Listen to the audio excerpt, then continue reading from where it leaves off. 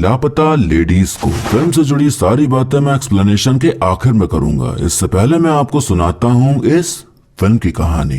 तो मूवी की शुरुआत में हम देखते हैं कि दीपक नाम का एक लड़का फूल नाम की एक लड़की से शादी करके अपने घर जा रहा होता है। फूल ने पूरा घूंघट ओढ़ रखा था क्योंकि शादी के बाद लड़की को घूंघट में ही रहना होता है। वो ट्रेन में जाते हैं तो वहाँ पहले से ही दो लोग बैठे थे जिनकी नई नई शादी हुई थी और दुल्हन के कपड़े बिल्कुल सेम थे फूल के जैसे। रात में दीपक देखता है कि उसका स्टेशन आ गया है तो वो जल्दी जल्दी फूल को नीचे उतारता है। फूल नीचे उतर के थोड़ा सोचती है कि दीपक के साथ जाए या ना जाए, पर वो फिर उसी के साथ चल देती है। दीपक के दोस्तों ने बैंड बाजे का इंतजाम कर रखा था तो बढ़िया नाचते गाते वो घर पहुंचते हैं। अब दीपक की माँ फूल की आरती उतारने जा रही थी तो उसे अपना घूंघट ऊपर करने बोलती हैं। फूल जैसे ही अपना घूंघट ऊपर करती है सब हक्का बक्का रह जाते हैं क्योंकि वो फूल नहीं कोई और ही लड़की थी। दीपक को याद आता है ट्रेन में तो और भी दुल्हनें बैठी हुई थी तो शायद वहीं पर अदला बदली हो गई। दीपक के बाबूजी उस पर खूब गुस्साते हैं कि तुम्हें पता कैसे नहीं चला कि तुम किसी और को लेके आ रहे हो। तभी लड़की कहती है इस तंबू जैसे घूंघट के पार ना तो लेडीज का शक्ल दिखता है और ना लेडीज को जूते के अलावा कुछ और दिखता है। पति नया जूता भी नया,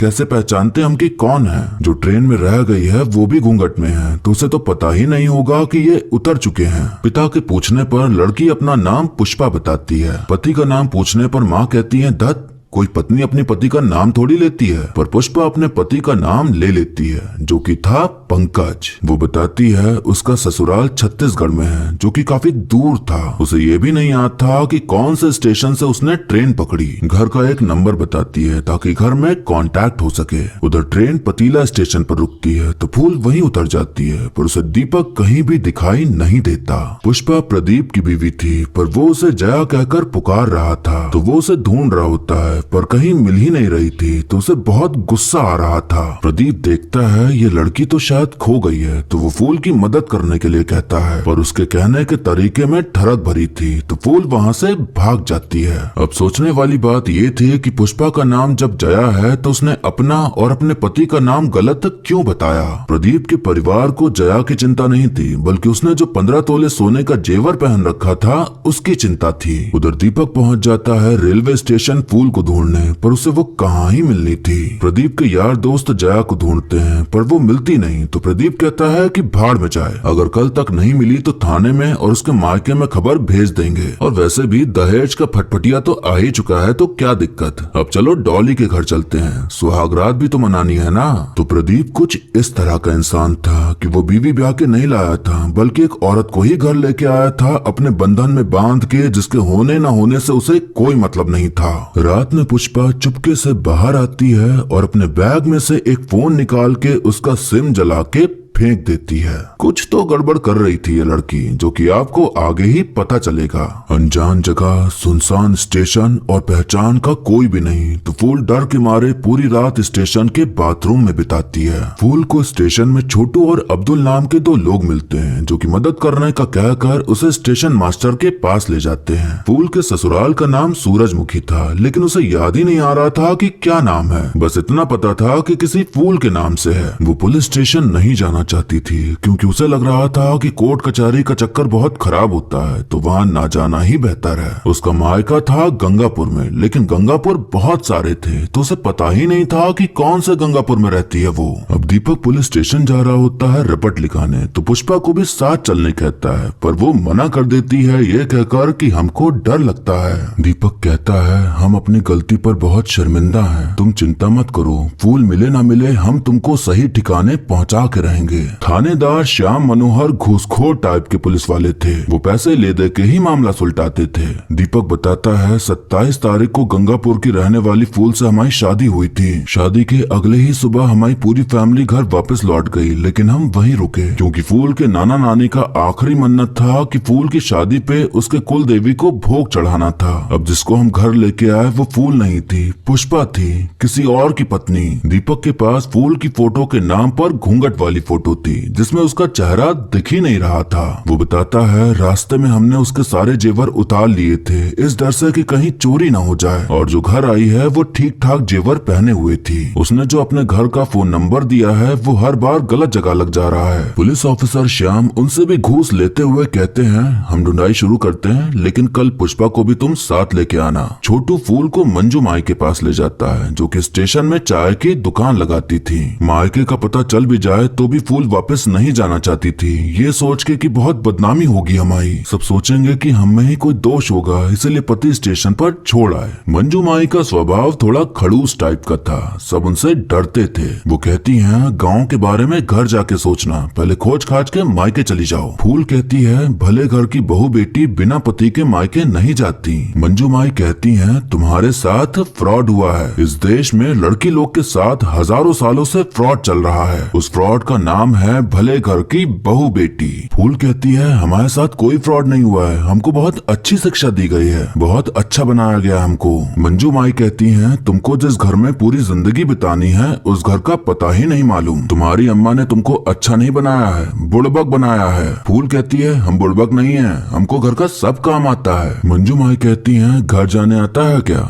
नहीं ना, बुड़बक होना शर्म की बात नहीं है, बुड़बक होने पर गर्व करना ये शर्म की बात है। पुष्पा सुबह सुबह मंदिर गई थी और फिर 5 घंटे बाद वापस आई तो सबको लगा कि कहीं चली गई थी, पर वापस आ गई तो सबको तसल्ली होती है कि आ गई, वरना लोग बोलते हैं कि एक ही दिन में 2 लड़की खुआ दी है। प्रदीप ने जया के खोने की रिपोर्ट लिखा दी थी तो वही रिपोर्ट आसपास के थाने में दे दी जाती है, तो श्याम के पास भी वो रिपोर्ट आती है तो उसे शक होता है कि कहीं पुष्पा ही तो जया नहीं। रात होने पर पुष्पा फिर से छुप छुपा के बाहर जाती है और फोन में एक नया सिम लगाती है, तो अब समझ में आया कि क्यों वो 5 घंटे से गायब थी मंदिर जाने के बहाने। मंजू माई को लग रहा था कि फूल का सारा गहना उतरवा लिया तो अब उसका पति वापस नहीं आने वाला, वो निकल चुका है, पर फूल को यकीन था कि दीपक उसे ढूंढ ही रहा होगा और कभी न कभी उसे खोज ही लेगा। मंजू माई फूल को अपने ही दुकान में काम करने का काम दे देती है। दीपक की भाभी पूनम अपने पति को अपने बच्चे का नाम कहकर पुकारती थी, जैसे बबलू के पापा। तो पुष्पा पूछती है कि आप उनका नाम क्यों नहीं लेती, तो पूनम कहती है पति का नाम नहीं लिया जाता। पुष्पा कहती है कि जब अच्छा खासा नाम रखा है तो एजी ओजी काहे करना।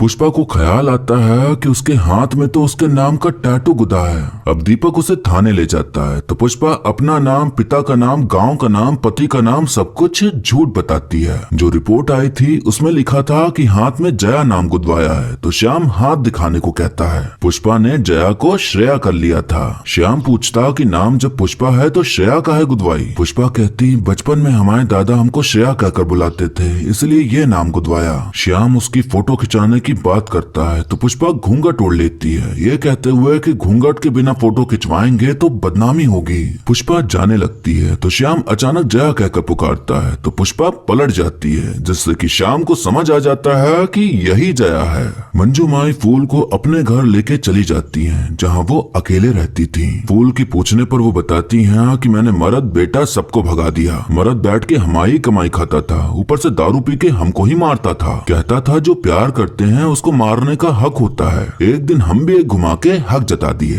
फूल कहते कि हम आपकी दुकान के लिए कोई मिठाई बना देते हैं बेचने के लिए। मंजू माई कहती रसोई पराया है, ठीक से बना पाओगी। फूल कहते कि पराई रसोई को अपना बनाना यही चीज तो सिखाई है हमारी अम्मा। मंजू माई की दुकान में एक आदमी आता था जो कि 2 समोसे लेके 4 बार चटनी लेता था, तो वो उसे खूब डांटती थी। फूल ने कलाकंद मिठाई बनाई थी तो मंजू माई खुद ही उस आदमी को 2 चम्मच मिठाई देती है खाने के लिए। फूल कहती पहले आप तो स्वाद चखिए, तो माई कहती मुंह मीठा करने के लिए हमारी जिंदगी में ऐसा कुछ खास है नहीं तो क्या ही खाएं। अब श्याम और उसका जूनियर पुलिस ऑफिसर पुष्पा पर नजर रखना शुरू कर देते हैं कि वो कहाँ जाती है, क्या करती है। वो देखते हैं कि पुष्पा के पास मोबाइल है और वो मंदिर इसलिए जाती थी क्योंकि वहीं पर नेटवर्क सही आता था। दीपक एक दुकानदार के पास जाता है फोटो लेके पूछना है कि उसकी बीवी को कहीं देखा है क्या। फोटो वही थी जिसमें लंबा सा घूंघट था, तो दुकानदार कहता कि चेहरा ही तो सब कुछ होता है और इसमें चेहरा ही ढका हुआ है। चेहरा ढक देना मतलब पहचान ढक देना। इतने में उसकी बीवी आती है जो कि पूरा ऊपर से नीचे तक ढकी हुई थी बुरखे से, मतलब दिया तले अंधेरा वाला हाल था इन भाई साहब का। दीपक का एक गुंजन नाम का दोस्त था जिससे कि पुष्पा पुष्पा की थोड़ी बहुत बातचीत होती है। इसी बीच बाबूजी गुंजन से कहते हैं कि कीटनाशक डलवा दो, फसल में कीड़े हो रहे हैं। पुष्पा आइडिया देती है कि स्टिकी ट्रैप लगाओ, कीटनाशक कीड़ा तो मारेगा ही पर फसल भी खराब कर देगा। एक बोर्ड लो और उसे पीला रंग में रंग दो और फिर उस पर गोंद लगा के खेत में लगा दो तो सारे कीड़े उसी में चिपक जाएंगे, क्योंकि कीड़े पीले रंग से आकर्षित होते हैं। सब हैरान थे कि इसको खेती के बारे में इतना कैसे पता। तो पुष्पा कहती है मेरे बाबूजी की बहुत खेती है, इसलिए हमें सब पता है। पुष्पा को पूनम के पति का स्केच फोटो मिलता है जो कि पूनम ने खुद बनाया था। पूनम के पास इतनी अच्छी कला थी पर उसे उसकी ना तो कदर थी ना ही उसका महत्व पता था। उसे लगता था कि ये तो अपने आप ही आ जाती है, उसमें क्या। पुष्पा समझाती है कि अगर ये कला अपने आप आती तो सबको आ जाती ना। कला सरस्वती देती है और देवी माँ कोई फिजूल चीज थोड़ी देंगी। पुष्पा और गुंजन के बीच काफी बनने लगी थी तो उसकी जासूसी कर रहे श्याम को लगता है कि अब ये नया लड़का फंसा रही है अपने जाल में। जूनियर ऑफिसर बताता है कि ये किसी हेमा त्रिपाठी को 5 बार 5-5 हजार का मनी ऑर्डर भेज चुकी है।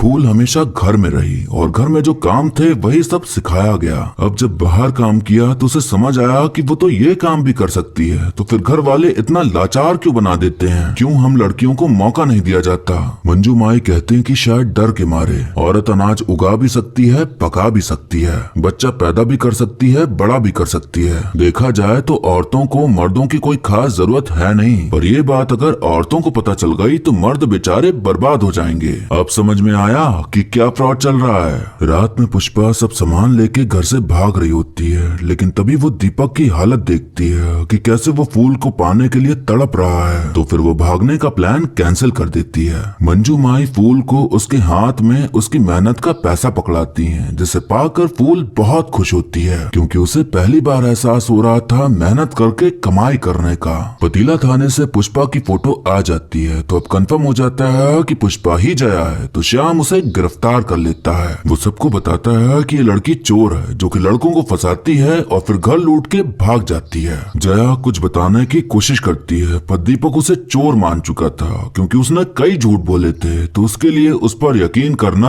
अब मुश्किल ही था। थोड़ी देर बाद गुंजन आकर कहता है कि पुष्पा गलत नहीं है, वो तो फूल को ढूंढने में मदद कर रही थी। वो एक मिसिंग पोस्टर दिखाता है जिसमें फूल का स्केच बना था। पूनम बताती है कि ये तो हमने ही बनाया था पुष्पा के कहने पर। गुंजन कहता है कि पुष्पा ने हमसे ये पोस्टर छपवाया और हर जगह लगवाया ताकि फूल भाभी हमें मिल जाएं। वो मिसिंग पोस्टर फूल के पास भी पहुंच जाता है, जिसे देख उसके आंखों में खुशी के आंसू आ जाते हैं कि दीपक उसे ढूंढने में लगा है। वो लोग पोस्टर पर लिखे नंबर पे कॉल करते हैं पर कोई उठा ही नहीं रहा था। वो नंबर पुष्पा का था जो कि फोन अब श्याम के पास जमा था। अब तो गांव कौन सा है ये भी पता चल गया था, तो सभी लोग फूल को अच्छे से विदा करके उसके गांव जाने वाली ट्रेन में उसे बैठा देते हैं। दीपक सारी बात श्याम को बताता है तो अब जया को मौका दिया जाता है अपना पक्ष रखने का। जया बताती है कि उसकी शादी तय हो गई थी पर वो अभी शादी नहीं करना चाहती थी। वो अपनी माँ से कहती है कि हम 800 लड़के और 86 लड़कियों में अव्वल आए हैं और हम अब खेती बाड़ी की पढ़ाई करना चाहते हैं, देहरादून जाके कोर्स करना चाहते हैं हम। अम्मा कहती अच्छे घर का लड़का है, अमीर है, प्रेम से बात करोगी तो शायद पढ़ने भी दे, और अगर नहीं तो तुम्हारी किस्मत में जो लिखा है वही होगा।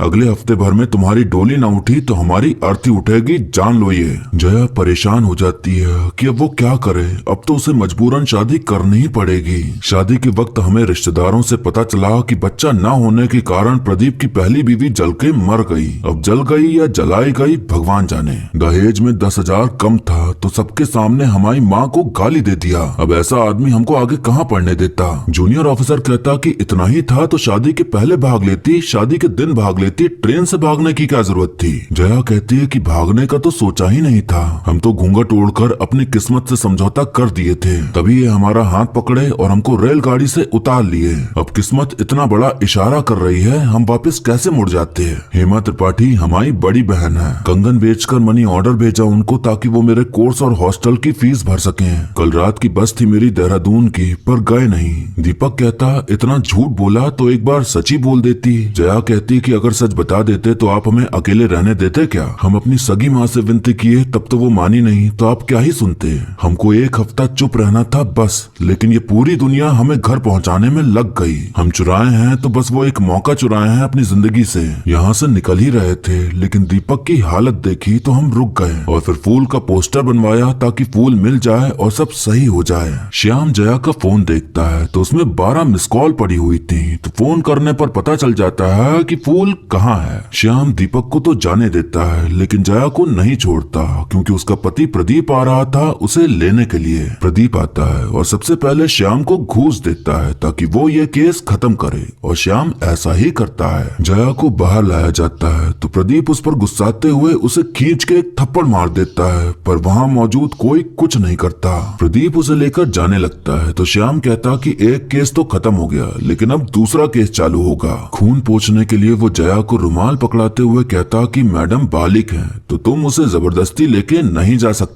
ये जो तुमने थाने में दहेज लेने की बात, औरत पर हाथ उठाने का हिम्मत, डराना धमकाना, ये अपराध है प्रदीप बाबू। अगर ये फिजिकल अब्यूज और दहेज का केस दर्ज करा दे तो हम आपको तुरंत अंदर कर सकते हैं। वो जो तुम्हारा पहली बीवी का केस है फिर वो भी खुलेगा और जांच होगी कि वो जली थी या जलाई गई थी। प्रदीप तुरंत वहाँ से खिसक लेता है क्योंकि उसे समझ आ गया था कि श्याम जया के साथ है, उसके नहीं। श्याम ने भले घूस ले लेके कई गलत काम किए हों, पर इस बार वो सही काम कर गया। श्याम जया को उसके जेवर लौटाते हुए कहता है कि अच्छे से पढ़ाई करना। दीपक दौड़ते भागते स्टेशन पहुंचता है तो वहाँ उसे उसकी फूल मिल ही जाती है। दोनों एक दूसरे को पाकर खुशी से फूले नहीं समाते और गले से लगा एक दूसरे को जकड़ लेते हैं। दीपक उसे घर ले जाता है तो पूरा परिवार भी उसे देख खुश हो जाता है कि चलो घर की असली बहू घर आ गई। फूल के घर पहुंचने की खबर मंजू माई तक भी पहुंच जाती है तो उनकी आंखों में भी खुशी के आंसू होते हैं। आज वो मिठाई खाती हैं क्योंकि उनकी जिंदगी में भी कुछ ऐसा हुआ था कि वो अपना मुंह मीठा कर सकें। अब हम देखते हैं कि जया देहरादून जा रही है पढ़ाई करने के लिए और सब उसे छोड़ने आए हैं। जया सभी को खुशी खुशी अलविदा कह के दोबारा वापस आने का वादा करके निकल जाती है अपने सपनों को पूरा करने। और फिर इसी कहानी के साथ ये मूवी यहीं पर खत्म हो जाती है।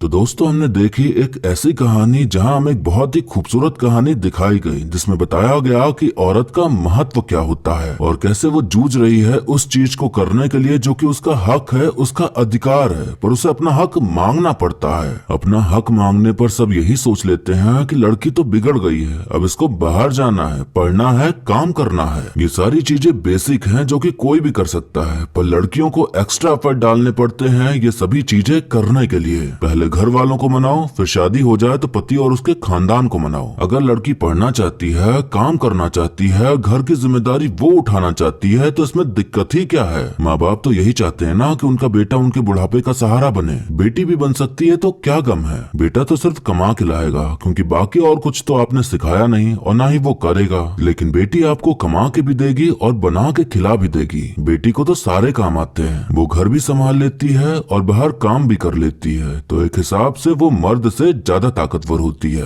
अब अगर शादी हो जाती है तो जैसे आपकी बेटी किसी और के माँ बाप की सेवा करेगी, वैसे ही आप अपनी बहू को भी मौका दें कि वो भी आपकी सेवा करे। बेटा बहू मिलके काम करें और मिलके घर चलाएं तो इसमें क्या बुराई है। दिक्कत बस ये आ जाती है कि जब आजादी दी जाती है पढ़ने की तो पढ़ाई न करके बाकी सब किया जाता है, तो वहीं सब मामला गड़बड़ा जाता है। ये काम लड़के भी करते हैं तो ये बात उन पर भी लागू होती है। जब आजादी मिली है तो उसको जियो भी और काम में भी लाओ। सिर्फ जी के अय्याशी करके बर्बाद ना करो, फिर चाहे लड़का हो या लड़की। वैसे घर पे रहने वाला भी खुश नहीं है, बाहर जाने वाला भी खुश नहीं है। जो घर में है उसे चाहिए आजादी बाहर काम करने की, और जो काम कर रहा है उसे चाहिए कि कोई उसे अपने घर में रख ले और खिलाए पिलाए बढ़िया। तो इतना जो आजादी की लड़ाई चल रही है वो कभी कभी समझ नहीं आती, क्योंकि काम करके बस पैसे ही कमाए जाते हैं। एक टाइम पे आपका पैशन भी जॉब बन जाता है, तो सब कुछ मोह माया है। पर अब इंसान क्या करे, कुछ ना कुछ करते रहना है खुद को ये समझाने के लिए कि हमारे पास मकसद है कोई जिसे पूरा करना है। तो हम लड़ते रहते हैं, कभी काम से आजादी पाने के लिए या काम करने की आजादी के लिए।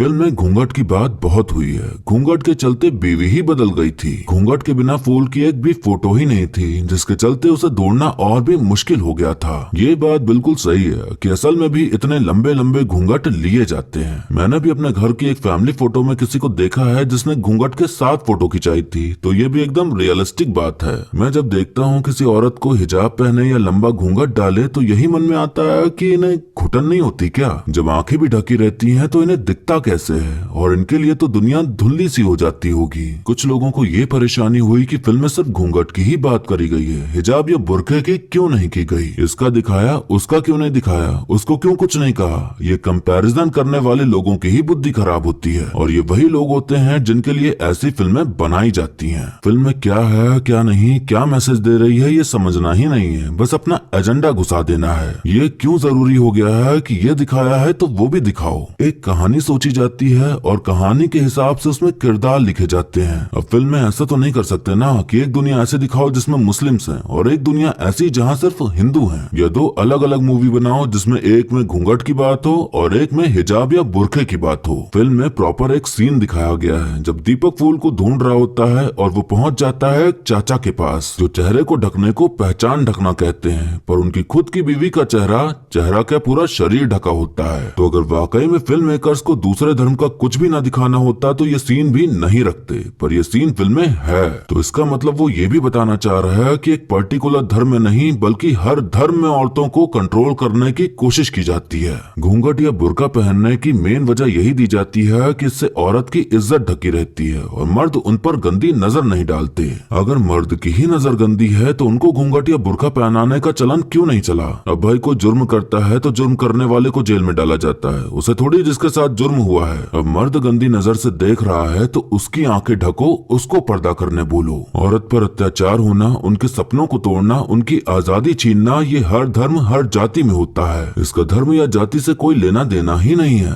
क्योंकि कोई भी धर्म या जाति ये सब नहीं सिखाती। इंसान की नीयत, इंसान का रवैया, इंसान की सोच खराब होती है, धर्म या जाति नहीं। तो पहले समझो कि बताया क्या जा रहा है, फिर विचार करो उस पर। ऐसे हर फिल्म में हिंदू मुस्लिम एंगल ढूंढने से काम नहीं चलेगा, फिल्म को समझना भी सीखिए। मुस्लिम लोग भी कमेंट करेंगे कि हमारे यहाँ ऐसा नहीं होता, और हिंदू भी करेंगे। अब जो बोलेंगे शायद उनके यहाँ नहीं होता होगा, पर कई परिवारों में होता है ऐसा, तो ये फिल्म उनके ऊपर है। इसका दिखाया, उसका नहीं दिखाया, ये बोल के आप बस गलतियाँ छुपाना चाहते हो। आप मान लो कि ये चीजें गलत हैं तो हैं, सुधार की जरूरत है तो है। इस बात से आप भाग नहीं सकते, नकार नहीं सकते, छुप नहीं सकते। जब वाकई में ये सब चीजें होना बंद हो जाएं, तब आप कहिएगा कि हमारे यहाँ तो ऐसा नहीं होता, फिर क्यों दिखाया जा रहा है इस तरह से? तब शायद आपकी बात कोई सुन भी ले। फिल्म की कहानी बहुत ही ज्यादा सिंपल और दिल को छू जाने वाली है। सब कुछ बहुत नेचुरल सा लग रहा था, बस एक चीज मेरे मन में खटक रही थी, पति का नाम नहीं लिया जाता। इस बात को बहुत ज्यादा खींचा गया है। जब जरूरत होती है तो नाम ले लिया जाता है, इतना भी नहीं होता जितना फिल्म में दिखाया है।